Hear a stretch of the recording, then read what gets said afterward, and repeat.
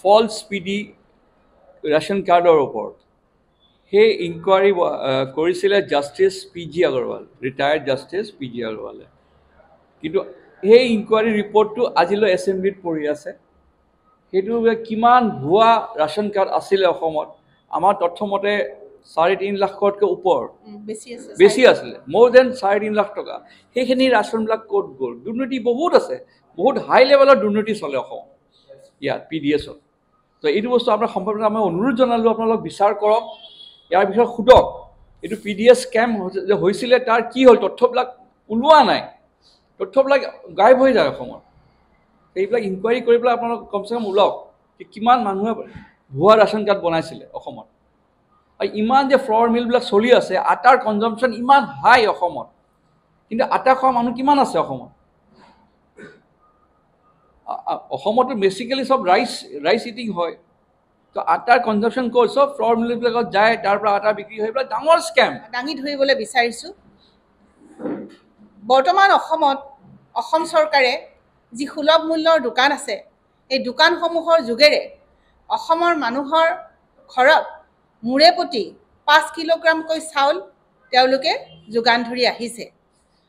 যদি এখন ঘৰত 4জন ব্যক্তি থাকে, তেনেহ'লে 20 কিলো চাউল তেওঁলোকে লাভ কৰে। কিন্তু আজি আম আদমি পাৰ্টীৰ চৰকাৰে দিল্লীত যোৱা বছৰটোতে এটা ডাঙৰ সিদ্ধান্ত গ্ৰহণ কৰিছিলে যে যি ৰেচনৰ বস্তু আছে, এই বস্তুসমূহ টোপোলা হিচাপে ঘৰে ঘৰে তেওঁলোকে যোগান ধৰিব, মানে হোম ডেলিভাৰী কৰিব। কিন্তু ভাৰত চৰকাৰৰ হস্তক্ষেপৰ কাৰণে আৰু LGৰ হস্তক্ষেপৰ কাৰণে এই কাম সম্ভৱপৰ হৈ নুঠিল। কিন্তু পৰৱৰ্তী সময়ত আম আদমি পাৰ্টীৰ একক সংখ্যাগৰিষ্ঠতা লৈ যি পঞ্জাৱত চৰকাৰ গঠন হ'ল ভগৱান মান সিং ডাঙৰীয়াৰ নেতৃত্বত, সেই চৰকাৰে আজি পঞ্জাৱত প্ৰায় 17 লাখ লোকক ঘৰে ঘৰে ৰেচন ডেলিভাৰী দিবলৈ সক্ষম হৈছে। আৰু এইটো আটাইতকৈ আমাৰ কাৰণে আনন্দৰ কথা আৰু ডাঙৰ কথা, কাৰণ ঘৰে ঘৰে ৰেচন কেৱল আম আদমি পাৰ্টীৰ নিচিনা সততা আৰু নিষ্ঠা থকা দলেহে দিব পাৰে। এইকাৰণে কৈছোঁ যে ঘৰে ঘৰে আম আদমি পাৰ্টীয়ে যি ৰেচনৰ যোগান ধৰিছে, তাত দুৰ্নীতি আৰু ভ্ৰষ্টাচাৰ হোৱাৰ খুব কম সংখ্যকহে মানে সুবিধা থাকে। আৰু যদি আমাৰ যিসকল এতিয়া বৰ্তমান সুলভ মূল্যৰ দোকান আছে, তাত বিভিন্ন ধৰণৰ সৰু সুৰা দুৰ্নীতি এতিয়াও সংঘটিত হৈয়ে আছে। আমি আমাৰ হাতত পৰা তথ্যমতে যোৱা বছৰ বাক্সা জিলাত এনেকুৱা ধৰণৰ দুৰ্নীতি কিছুমান সংঘটিত হৈছিল, য'ত তেওঁলোকক 200 টকাকৈ খোজা হৈছিলে। এই যি তথ্য, এই তথ্য আমি সংবাদ মাধ্যমৰ যোগেৰে লাভ কৰিবলৈ সক্ষম হৈছিলোঁ। এতিয়া আম আদমি পাৰ্টীৰ অসমৰ এটা দাবী আছে যে যোৱা মোৰ হাতত এখন ৰেচন কাৰ্ড আছে, এই ৰেচন কাৰ্ডখনত ইয়াত দিয়া আছে যে চাউল, চেনি, আটা, কেৰচিন আৰু নিমখ, এইকেইটা বস্তু 5টা বস্তু ৰেচনৰ নামত দিয়া হয় আচলতে। চাওক, এতিয়া কথাটো এনেকুৱা ধৰণৰ, ইয়াতে মই এখন লৈয়ে আছোঁ, ৰেচন কাৰ্ড এখন হাতত লৈ আছোঁ। ইয়াত কিন্তু লিখা আছে যে চাউল, চেনি, আটা, কেৰাচিন আৰু নিমখ। কেৰচিনটো মানে কমাই দিছে, সেইটো আমাৰ ইমান বেছি আমি আপত্তি কৰা নাই। কেৰচিনৰ যিহেতু ব্যৱহাৰটো বৰ্তমান খুব কম, গতিকে কেৰচিনটো কমাই দিছে, সেইটো ঠিক আছে। কিন্তু কেৰচিনৰো ইতিমধ্যে এখন কলা বজাৰ কিন্তু আৰম্ভ হৈ গৈছে। কিন্তু বাকীখিনি বস্তু, যিটো চাউলৰ লগত আটা হওক, নিমখ হওক, চেনি হওক, এইখিনি বস্তু কিয় দিব পৰা নাই?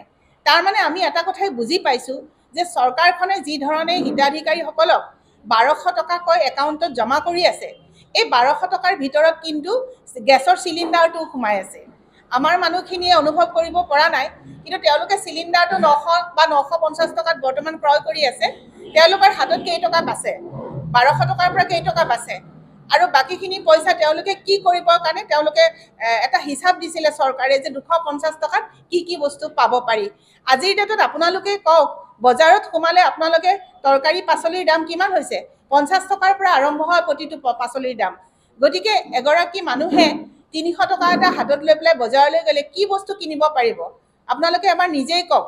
গতিকে কি ধৰণে অত্যাৱশ্যকীয় বস্তুৰ সামগ্ৰীৰ দাম বৃদ্ধি হৈছে, তাৰমানে এটা কথা আমি বুজি পাইছোঁ যে 1.5 লাখ টকালৈকে যেতিয়া 1.5 লাখ কোটি টকালৈকে চৰকাৰৰ ঋণৰ মাত্ৰা বাঢ়ি গৈছে তাৰ মানে চৰকাৰখনৰ হাতত সঁচাকৈয়ে পইচা নাই যাৰ কাৰণে নেকি তেওঁলোকে এই যে ৰেচনৰ টোপোলাত তেওঁলোকে চেনি দিব পৰা নাই আটা দিব পৰা নাই আৰু নিমখ দিব পৰা নাই গতিকে এইটো এটা বিৰাট ডাঙৰ কথা আমি প্ৰমাণ ইতিমধ্যে তেওঁলোকে নোকোৱাকৈ বা নকৰাকৈ কিন্তু আমি প্ৰমাণটো পাই গৈছো যে চৰকাৰৰ হাতত টকা নাই